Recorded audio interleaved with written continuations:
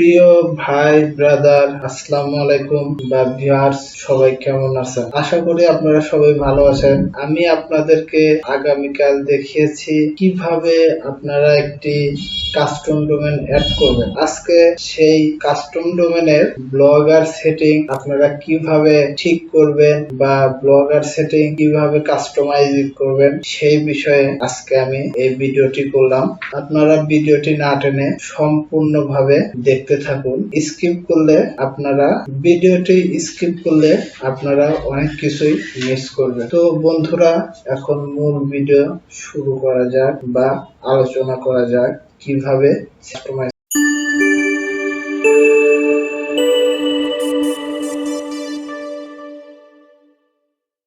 তো বন্ধুরা, আমরা ব্লগার সেটিং এ চলে আসলাম। ব্লগার সেটিং এ আসার পরে আপনারা এখান থেকে দেখতে পাচ্ছেন বেসিক ইনফরমেশন। এখন বেসিক ইনফরমেশন বলতে এখন আপনার সাইডের যে টাইটেল, এখন টাইটেলটা কি হবে সেটা আপনারা খুব ভালোভাবে বুঝে দিবেন। যেহেতু টাইটেল আমার টলিকিলি, সাইডের নাম টলিকিলি, সেহেতু আমি টাইটেলটা টলিকিলিপি রেখে দিচ্ছি। এখন আপনাদের ডিসক্রিপশন, এখন আপনারা ডিসক্রিপশনটা কিভাবে বসাবেন এবং কিভাবে ডিসক্রিপশন বসালে আপনার পক্ষে সাইড র্যাঙ্ক করতে ভালো হবে। অবশ্যই সাইড র্যাঙ্ক করার জন্য আপনাকে ডিসক্রিপশন বসাতে হবে। এখন আপনারা কিভাবে ডিসক্রিপশন বসাবেন সেই অনুযায়ী দেখাই দেয় আপনাদের। এখন ডিসক্রিপশন হচ্ছে আপনার সাইটটা কি রিলেটেড বানাবেন সেই ক্যাটাগরি ভিত্তিতে ডিসক্রিপশন বসাতে হবে। যেমন ধরেন ক্যাটাগরি ইন্স্যুরেন্স, ইংলিশ হলে ইন্স্যুরেন্স, আবার ক্রিপ্টোকারেন্সি, আবার যদি আপনাদের টেক রিলেটেড করেন তাহলে টেক রিলেটেড এর মধ্যে মোবাইল রিভিউ, ইলেকট্রনিক্স রিভিউ যেগুলো আছে সেগুলো আপনি বসাতে পারেন। এখন কিভাবে আপনার ডিসক্রিপশনটা নির্বাচন করবেন অবশ্যই দেখতে থাকুন। এখন আমি নিউ ট্যাবে চলে যাচ্ছি। এখন যদি আমি ধরেন টেক রিলেটেড লিখি, তাহলে আমি যদি টেক লিখি তাহলে দেখেন TECH টেক, দেখেন টেক রিলেটেড এখানে টেকনোলজি চলে আসছে। আমি যদি এখন এই টেকনোলজি আমি এইখান থেকে নিয়ে কপি করে নিয়ে আমি এইখানে ডিসক্রিপশন হিসেবে বসিয়ে দিলাম। তারপর একটা কমা দিয়ে দিলাম। এটা একটা কিওয়ার্ড। এখন এইভাবে কিওয়ার্ড গুলো ডিসক্রিপশন বসালে সবচাইতে আপনাদের ভালো হবে। তারপরে আমি লিখলাম ইন্স্যুরেন্স। দেখেন এখানে কিওয়ার্ড অনেকগুলো চলে এসছে। এখন আপনি যেরকম insurance company, insurance news BD, insurance company in Bangladesh, এগুলো আপনি সব ডেসক্রিপশন হিসেবে লিখে দিতে পারেন। এগুলো হচ্ছে আপনার এক একটি কিওয়ার্ড। এই কিওয়ার্ড বেস করে আপনার সাইট র্যাঙ্ক করবে। তারপর আমি এখান থেকে ইন্স্যুরেন্স কোম্পানি দিয়ে দিলাম, কিন্তু আমি এখানে ইন্স্যুরেন্স কোম্পানি দিয়ে দিলাম, এটাও একটা কিওয়ার্ড বেসে এইখানে আপনার। হ্যাঁ বন্ধুরা, আপনারা তো দেখতে পাচ্ছেন আমি কিভাবে ডিসক্রিপশন গুলো বসালাম। আপাতত ভিডিওটি লং না করে আমি এই তিনটা ডিসক্রিপশনে বসাই দিলাম। আপনারা পরবর্তীতে কিওয়ার্ডের ভ্যালু দেখে দেখে আপনারা বসায় নেবেন। তারপর ব্লগ ল্যাঙ্গুয়েজ, আপনার ব্লগটি কি ভাষায় সেটা অবশ্যই সিলেক্ট করেন। বাংলা হলে বাংলা, ইংলিশ হলে ইংলিশ। যেহেতু আমার বাংলা, তাহলে আমি বাংলা ক্যাটাগরি এখান থেকে সিলেক্ট করে সেভ করে দিব। তারপরে এটা হচ্ছে অ্যাডাল্ট কন্টেন্ট। আপনার সাইটটি যদি 80+ হয় বা অ্যাডাল্ট কন্টেন্ট বলতে নেটিভ, যেগুলো আমাদের বাংলাদেশে এলাও না, আপনি যদি এইটা যদি অন করে দেন অ্যাডাল্ট 18+ ভিডিও, তাহলে আপনার এই ব্লগ সাইটটি বাংলাদেশ থেকে ব্যান করে দেওয়া হবে বা আপনার সাইটটি র্যাঙ্কই হবে না। তাই অবশ্যই ভুলে আপনারা এখান থেকে অ্যাডাল্ট এই চিহ্নটি অন করবেন না। তারপরে হচ্ছে গুগল অ্যানালাইটিক্স মেজারমেন্ট আইটি, এটা হচ্ছে আপনার গুগল অ্যানালাইটিক্স। এটা আমরা পরে আলোচনা করব, সেটা পরের ভিডিওতে আপনাদের দেখাই দেব। এখানে অ্যানালাইটিক্স আইডি ক্রিয়েট করে এখানে বসাতে হবে। যদি আমরা এখন অ্যানালাইটিক্স আইডিটা ক্রিয়েট করতে যাই তাহলে ভিডিও অনেক লং হবে, তাতে আমি পরবর্তীতে আরেকটা ভিডিও বানিয়ে আপনাদেরকে দেখিয়ে দেব। এখানে ফেভিকল, এখানে আপনার যে এই যে এখানে চিহ্নটা লিখতেছেন ব্লগার সেটিং এর, এই যে আপনার সাদা লাল সোনালী কালারের যে চিহ্নটা আছে, এখানে যদি আপনি একটা ছবি বসাই দেন তাহলে আপনাকে ওই চিহ্নটি উঠে যায়, আপনার কাঙ্ক্ষিত ছবিটি এখানে বসে যাবে। কিন্তু এখানে আপনাকে সিলেক্ট এ favicon file use square image less than 100 কেবি, আপনার 100 কেবির নিচে ইমেজের সাইজটি থাকতে হবে এবং ইমেজের সাইজটি হচ্ছে 98/98। তারপরে পরবর্তীতে প্রাইভেসি এগুলো অন থাকবে, এগুলোর দরকার নাই। আমরা এখানে যে ব্লগ স্পট থেকে কাস্টম ডোমেইনে সাইটটি রূপান্তর করছি, আগের ভিডিওটি দেখে দিচ্ছি, রিডাইরেক্ট HTTPS এগুলো তো আগের ভিডিওতে আমরা দেখিয়ে দিয়েছি, এগুলোর আর কোনো কাজ নাই। তারপর এখানে permission block admins and author, আপনি যদি আপনি ছাড়া আর যদি অন্য কেউ আপনার এই ব্লগ সাইটটি ইউজ করতে চায় তাহলে আপনারা এইখান থেকে আপনার ব্লগের অথর বা অ্যাডমিন করে দিতে পারবেন। অথর যে হচ্ছে আপনার সাইটটি শুধু দেখতে পারবে কিন্তু সাইটের কোনো কিছু করতে পারবে না। আপনি যদি এখান থেকে তাকে অ্যাডমিন দিতে চান, আপনার ব্লগে যদি অন্য কোনো মালিক দিতে চান তাহলে আপনি ইনভাইট মোর অথরে ক্লিক করে এখানে জিমেইল দিয়ে সাবমিট করে দিবেন। সাবমিট করে দিলে সেই জিমেইলে একটা জিমেইল যাবে, সেইখান থেকে অন অপশনে ক্লিক করে তারপরে এখান থেকে আপনি অ্যাডমিন কি অথর দিতে পারবেন। আচ্ছা বন্ধু, এটা যাক।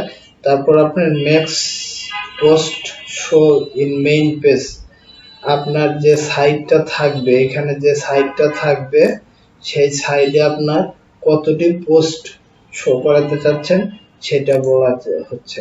এখানে আপনি যদি 8টা 9টা 10টা দেন তাতেও সমস্যা নেই, আমি 10টা দিয়ে ছুঁয়ে দিলাম। তারপরে কমেন্ট বক্স, এখানে কমেন্টস লোকেশন, যে কমেন্ট করবে আপনার সাইডে তার লোকেশন দেখাবে এখানে।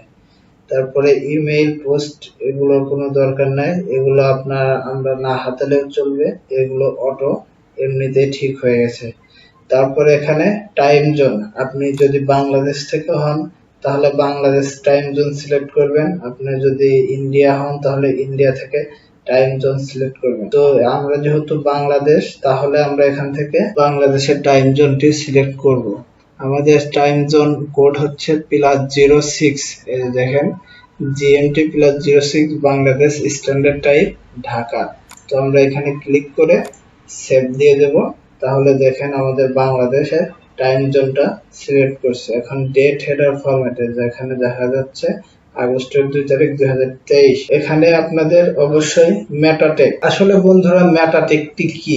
মেটা ট্যাগ হচ্ছে আপনার সাইডের একটি প্রাণ বা জীবন। আপনার মেটা ট্যাগের কারণেই আপনার সাইটটি র্যাঙ্ক সবার উপরে র্যাঙ্ক করতে সাহায্য করবে। অবশ্যই আপনাকে মেটা ট্যাগ কিওয়ার্ড রিসার্চ করে করে আপনাকে অবশ্যই মেটা ট্যাগ গুলো বসাতে হবে। এখানে মেটা ট্যাগ বসানোর জন্য কি করতে হবে, আপনি সাধারণত এই অপশনে ক্লিক করে মেটা ট্যাগ অপশনে ক্লিক করে দেবেন, আর এইখানে আপনি মেটা ট্যাগটি বসাবেন সার্চ ডেসক্রিপশন। আপনি এখানে 150 ওয়ার্ডের একটি সার্চ ডেসক্রিপশন, আপনি যে ডেসক্রিপশনটা দিবেন আর আপনার গুগলের যে ভিজিটররা যে যা লিখে সার্চ করবে আপনার সাইটটি তার উপরে চলে যাবে। আপনি যেহেতু আপনি এখানে ইন্স্যুরেন্স রিলেটেড মেটা ট্যাগ দিচ্ছেন, আপনার যদি গুগল থেকে কেউ এই ইন্স্যুরেন্স লিখে সার্চ করে তাহলে আপনার সাইটটি সেই 1 নম্বরে যা তাদের সামনে, সেই গুগল ভিজিটরের সামনে যা শো করবে। তার জন্য অবশ্যই আপনাদেরকে মেটা ট্যাগ রিসার্চ করে দিতে হবে। আসলে মেটা ট্যাগস তারপর ডেসক্রিপশন এগুলো কিভাবে চেক করে সেগুলো আমি পরে আরো একটা ভিডিও করে আপনাদের সাথে শেয়ার করব। এখানে এরর এন্ড রিডাইরেক্টস কাস্টম এগুলো যেরকম আছে সেরকমই থাকবে, এখানে কোনো কিছু করার দরকার না। এখানে crawlers and indexing enable custom robot টেক্সটি, আপনারা এই কাস্টম রোবট টেক্সটি কিভাবে বসাবেন সেটা আমি এখন দেখিয়ে দেব। কাস্টম রোবট টেক্সট বসাতে হলে আপনারা এখানে ক্লিক করবেন, ক্লিক করলে এখানে একটি কাস্টম রোবট টেক্সট বসানো লাগবে। এখন এটা আমরা কি রকম ভাবে ক্রিয়েট করব, এখানে আপনারা নিউ ট্যাবে চলে যাবেন, এখানে সার্চ বলে লিখবেন। এই কাস্টম রোবট টিএক্সটি ফাইলটা বসানোর জন্য আপনাকে নিউ ট্যাবে যে এখান থেকে আপনি লিখবেন, আপনারা নিউ ট্যাবে এসে লিখবেন জেনারেটর, জেনারেটর ডট এক্সএমএল,